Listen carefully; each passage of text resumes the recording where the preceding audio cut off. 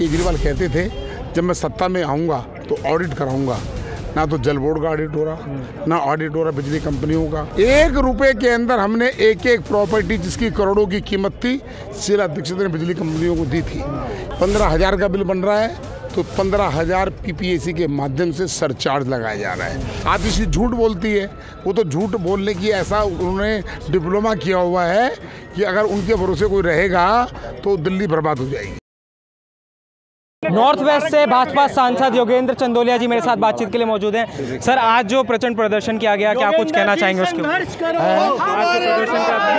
देखिए, जिस प्रकार से बिजली कंपनियों ने पीपीएसी के माध्यम से दिल्ली की 2 करोड़ जनता के बिल, जितना यूनिट है उससे ज़्यादा अगर यूनिट आ रही है, 15,000 का बिल बन रहा है तो 15,000 पीपीएसी के माध्यम से सरचार्ज लगाया जा रहा है। जो कर्मचारी काम कर रहे हैं उनकी पेंशन का दिल्ली की जनता क्यों देगी?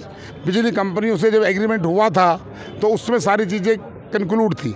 1 रुपए के अंदर हमने एक प्रॉपर्टी जिसकी करोड़ों की कीमत थी शीला दीक्षित ने बिजली कंपनियों को दी थी।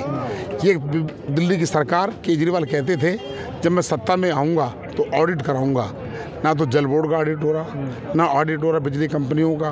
तो बिजली कंपनियों को भगाना चाहते थे, आज उनसे मिलकर सरगना है, लूट रहे हैं, जेल से लूट रहे हैं।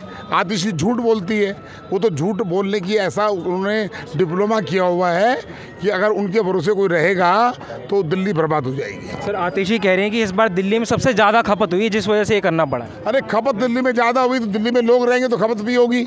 अगर मैं मेरी गाड़ी चलाऊँगा, मैं मेरी गाड़ी में 20 लीटर पेट्रोल डलवाऊंगा और मैंने गाड़ी चलाई, अगर मुझे गाड़ी आगे चलानी है तो मैं तेल डलवाऊंगा, खपत क्या होगी? मुझे कहीं भी जाना पड़ सकता है। ये बेकार की बातें जी। और अगले कदम क्या रहने वाले? आक्रोश हो गए,